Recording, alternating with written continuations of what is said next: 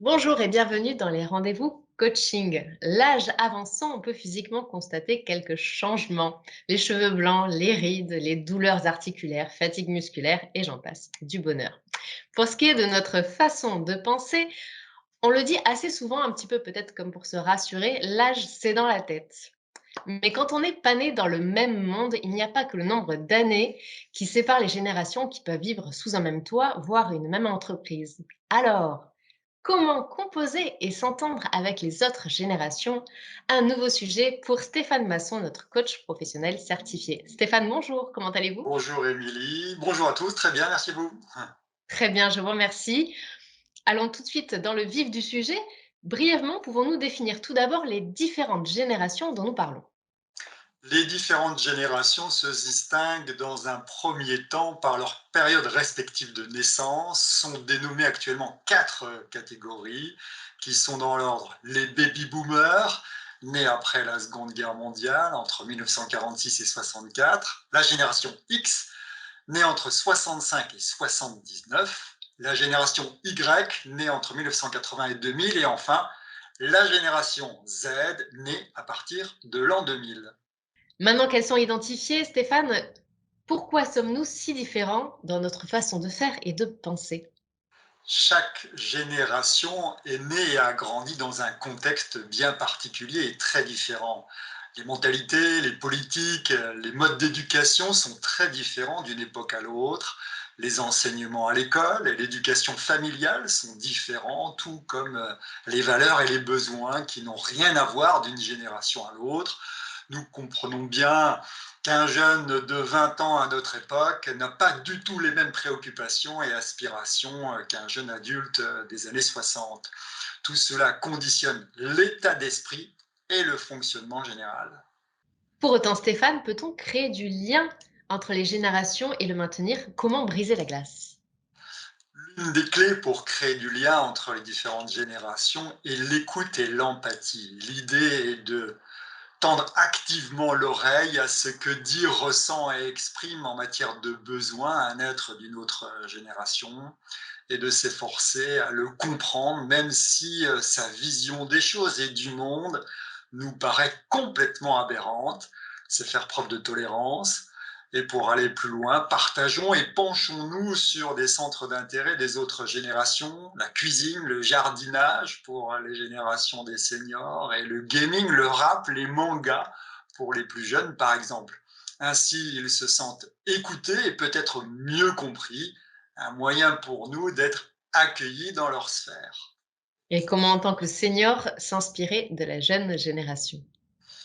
Je crois que nous avons tous à apprendre de tout sur tout et de tout le monde, quelles que soient les générations. Il n'y a rien de pire que de croire tout savoir sur tout. L'idée est de se placer dans le rôle d'un novice, quel que soit notre âge, et interroger les autres quant à leur passion, leur savoir-faire. Dans cette démarche, nous pouvons apprendre des jeunes générations qui, sur certains sujets, sont beaucoup plus à l'aise que nous, comme la pratique numérique, par exemple, l'approche quant à l'environnement, la prise de recul, le développement personnel, la communauté. A contrario, Stéphane, comment les aînés peuvent-ils transmettre leur expérience, leur ligne de conduite, sans paraître dépassés, hors sujet, voire, oserais-je le dire, ringards? Là, c'est pas car il faut être, pour être entendu, d'abord susciter l'intérêt chez le jeune. Transmettre une expérience ne sera efficace que dans le cas d'une complicité déjà bien établie et ou lors d'une demande, d'un besoin réel de la part du jeune. Sinon, il suffit de simplement citer des exemples de conduite qui ont fonctionné pour vous et le jeune picorera dans les idées qu'il essayera et s'appropriera peut-être à loisir. Rentrons dans le dur à présent, Stéphane. Comment désamorcer un conflit intergénérationnel et revenir au dialogue, le fameux «de toute façon, tu ne peux pas comprendre»? Je vous renverrai à la réponse de la question 3. Comment créer du lien intergénérationnel? L'idée est de tendre activement l'oreille et avant de parler, de se mettre en mode écoute active et empathie et s'efforcer de comprendre l'autre avant de vouloir passer ses propres visions des choses. Se pose également la question en entreprise, comment composer avec tout ce joyeux monde et constituer une équipe de choc quand on sait qu'aujourd'hui, il y a à peu près 4 générations qui sont sous la même entreprise. L'idée de tendre activement l'oreille et de se mettre en mode écoute active et empathie reste valable également en entreprise, d'autant plus que, comme vous le dites, cohabitent de nombreuses générations, 3 voire 4, et à tous les niveaux de l'organigramme. C'est-à-dire qu'il peut y avoir des jeunes sous des anciens, mais aujourd'hui, il peut y avoir des anciens sous le commandement de plus jeunes. L'accent sera mis sur une personnalisation du management, car le fonctionnement de chacun est différent, les valeurs et les besoins étant également différents. Les propositions seront différentes et ajustées à chaque individu qui demandera une stratégie de motivation personnalisée. En tant que chef d'entreprise, peut-on transmettre aux différentes générations une même vision de l'entreprise et de ses objectifs? Il est utopique de vouloir faire adopter une vision commune de l'entreprise à différentes personnes, de surcroît de générations différentes.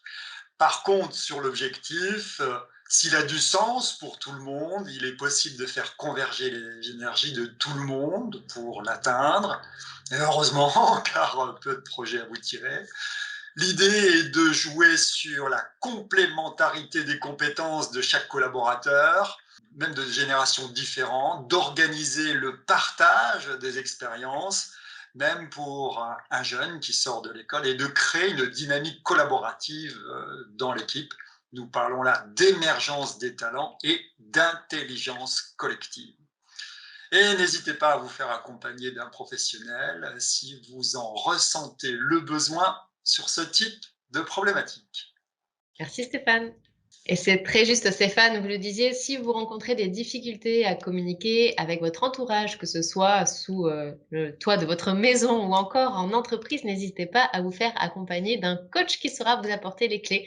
C'est ce que vous proposez Stéphane en consultation privée, totalement personnalisée, pour répondre aux besoins et attentes de chacun, pour les particuliers et les professionnels. C'est bien ça? Bien sûr, pour les professionnels sous forme de coaching ou de formation, et pour le particulier, de l'accompagnement, du coaching personnalisé.